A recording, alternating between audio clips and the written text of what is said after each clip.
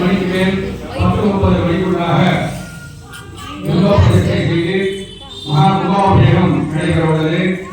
அதனையொட்டி இன்று மாலை 6:30 மணி முதல் கால யாகசாலை பூஜை நடந்தேறி இப்பொழுது மகாமங்கல பூர்ணாதி சொல்லக்கூடிய வைபவம் நடைபெற்று முதல் கால யாகசாலை பூஜை நிறைவுற்று பக்தர்களுக்கு அருட்பிரசாதம் வழங்க உள்ளார்கள்.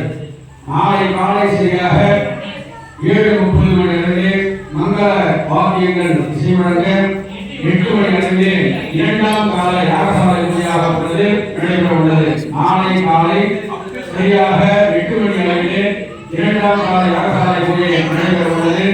9 மணிக்கு மேல் பூர்ணாவதி, 9:30 முதல் 10 மணிக்குள் மகா கும்பாபிஷேகம், 10:30 மணிக்கு மேல் 10:30 மணிக்குள் மகா அபிஷேகம், அலங்காரம், அர்ச்சனை, தீபாராதனை சொல்லக்கூடிய வைபவங்கள் அதற்காக அன்னதான பிரசாதம் வழங்கப்படும்.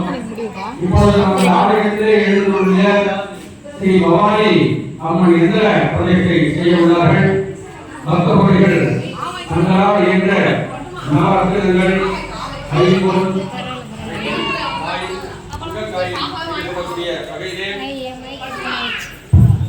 நாங்கள் ஆலயத்திலே முதலாக ஸ்ரீ பவானி மாரியம்மன் பிரதிஷ்டை இப்பொழுது நடைபெற உள்ளது. அந்த பீடத்திலே ஆதார பீடம் சொல்வார்கள். அந்த பீடத்திலே எந்திர ஸ்தாபனம் செய்து பக்தர்களால் நவரத்தினங்கள், பஞ்சலோகங்கள், ஐம்பொன்கள், வெள்ளிக்காயும் தங்கக்காயும் என்று சொல்லக்கூடிய அனைத்து வகையான வஸ்துக்களையும் அந்த பீடத்திலே பிரதிஷ்டை செய்து அம்மாவுக்கு அஷ்டமந்திர மருந்து சாதனை என்று சொல்லக்கூடிய வைபவம் நடைபெற உள்ளது. ஆகவே பக்தர்கள் அவர்களால் இயன்ற அந்த வஸ்துக்கள், நவ ரத்னங்கள், ஐம்பொன் என்று சொல்லக்கூடிய வகையிலே இருக்கக்கூடிய 5 உலோகங்கள், தங்கக்காயின் அல்லது வெள்ளிக்காயின் போன்ற வஸ்துக்களை எல்லாம் அம்மா பீடத்திலே வைத்து அவருடைய பிரார்த்தனை செய்து இந்த பிரதிஷ்டைக்கு பேர் ஒத்துழைப்பு கொடுக்குமாறு ஆலயத்தின் சார்பாக கேட்டுக்கொள்கிறேன். மண்டலாபிஷேக பூஜையாகப்பட்டது நடைபெறும். அனைத்து பக்தர்களும் ஒவ்வொரு நாள் ஒவ்வொரு உபயனாளராக இருந்து ஆலய நிர்வாகத்தை அணுகி அந்த 48 நாள் மண்டலாபிஷேக பூஜையை நிறைவு செய்து அம்பாளுக்கு பரிபூர்ண சக்தியை நாம் அந்த 48 நாள் பூஜை அம்பாளுக்கு நடந்தால்தான் நாம வேணக்கூடியதான் அவர் கொடுக்கக்கூடிய வளர்ச்சி கிடைக்கும். அந்த 48 நாள் என்னன்னு கேட்டீங்கன்னா 27 நட்சத்திரங்கள், 12 ராசிகள், 9 கிரகங்கள், 3 கூட்டிங்கன்னா 48 வரும். இந்த 48 நாளும் அம்பாளுக்கு பூஜை செய்தாதான் அவர் பரிபூர்ண சக்தி அடைவார். நம்ம எப்படி வீட்டில் ஒரு குழந்தை பிறந்தா அந்த குழந்தைகிட்ட இருந்தால் ஒரு 10 வயசானாலும் நம்ம அதுக்கிட்ட ஒரு புதிவரை எதிர்பார்ப்போம்.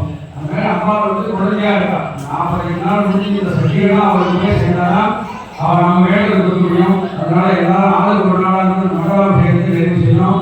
நாளை சரியாக 8 மணி அளவில் இரண்டாம் கால யாகசாலை பூஜை, 9 மணிக்கு மேல் மகாமங்கல பூர்ணாவதி, 9:30 முதல் 10 மணிக்குள் மகா கும்பாபிஷேகம், 10 மணிக்கு மேல் 10:30 மணிக்குள் எல்லா விதமான சகல தேவியினாலே அம்பாளுக்கு அபிஷேகம் செய்து அலங்காரம் செய்து அர்ச்சனை, மகா தீபாராதனை நடைபெறும். அனைவரும் கலந்து கொண்டு அன்னை ஆதிபராசக்தி ஸ்ரீ புண்ணியவாளியினுடைய பரிபூர்ண அனுகிரகத்துக்கும் ஸ்ரீ பவானி மாரியம்மனுடைய அனுகிரகத்துக்கும் ஆலயத்திலே இருக்கக்கூடிய அனைத்து ஊர்வலர்களுடைய பரிபூர்ண அனுகிரகத்தை பெறுமாறு ஆலய நிர்வாகத்தின் சார்பாக கேட்டுக்கொண்டு பூஜையை நிறைவு